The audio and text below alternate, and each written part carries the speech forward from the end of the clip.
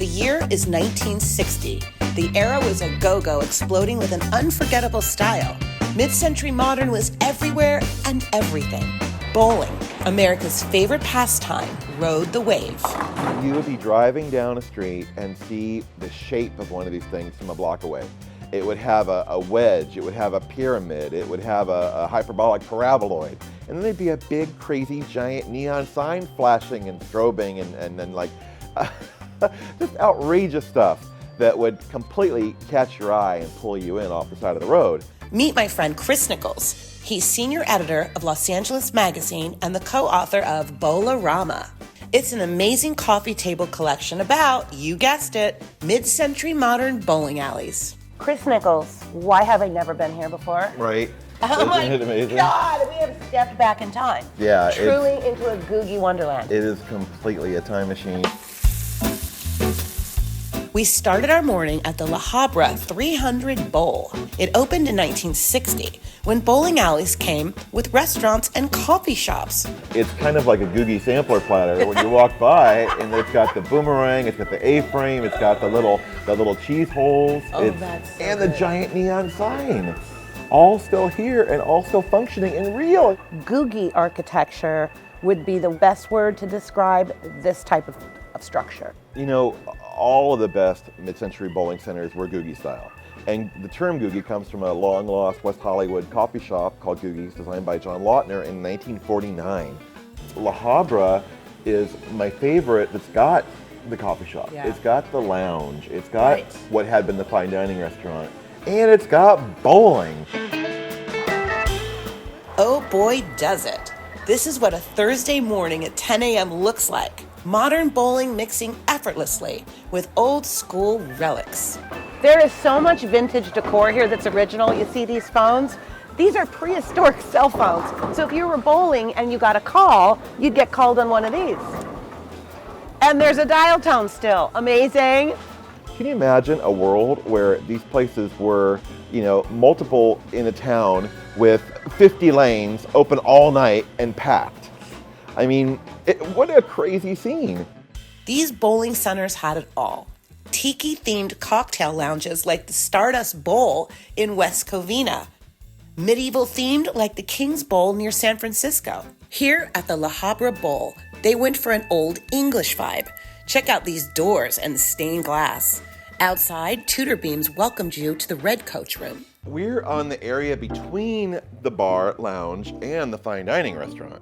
These restaurants would be Celebrity Chef and Chateaubriand and Flaming Desserts in a bowling center. Yeah. You could just spend the whole day and night there. I mean, literally, they're open 24 hours. 24 hours.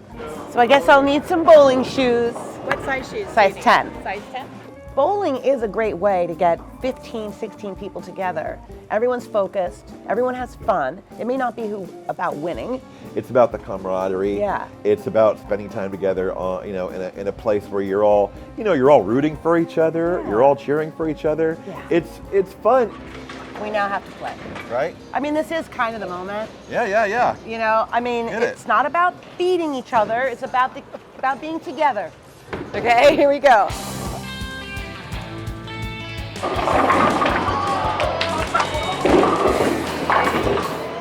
While we bowled, I couldn't help thinking about all the history on these lanes. The building holds so many memories. Couples meeting here, their kids continuing the tradition. That's when I realized why bowling is such a great pastime. Go over there, go over there, go over there! Oh! Yay! All right, maybe it is winning just a little bit. Just a little bit about winning. Why is this a lost world? I mean, it's just a real estate problem, you know? Yeah. So you have all this room that could be a big box store, or it could be 100 condos. Welcome to the Covina Bowl, once considered the Googie bowling palace of them all. Covina Bowl is a 1956 modernist Egyptian sort of palace. It's got this pyramid roof entry. It's got this wild folded plate entry in stone and landscaping, and it's spectacular. This was where you would enter and drop somebody off. So you would pull up here in the car, and you could drop somebody off here and then drive through the rest of the way. How close was this to being demolished? It's extremely close. All of these buildings are so endangered. It was kind of a compromise where they built a bunch of condos in the parking lot and on what were the lanes, but they did a beautiful job restoring the most character-defining features of the place. Very meticulously, numbering the stones, putting them back where they should be at the end of it, having somebody on site monitoring the whole thing.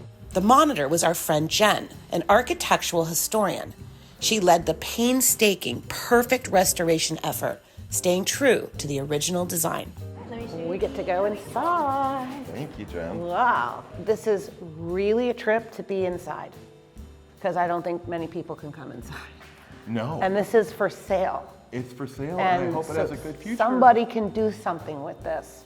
Someone could really turn this into something spectacular. Inside, the Covina Bowl is just a shell, waiting for its next life. I walked through what was once the famed Pyramid Room, featuring what was an amazing sunken piano bar. At the end of the structure sits a coffee shop, frozen in time. There is beauty under the surface here. I'm going to reveal it with a little water. Okay. Oh my God. That's the big C, and then Obviously it's O, Oh my V, God. I. Oh. Yeah. It's like magic. There's the B, there's the O, there's the W, there's the L. We did it. I want to go to a vintage bowling alley every day for a week. Where do I go? In the days when they were on practically every street corner, that would have been very simple. Lynbrook Bowl in Anaheim is magnificent with its giant swirling, twinkling neon sign.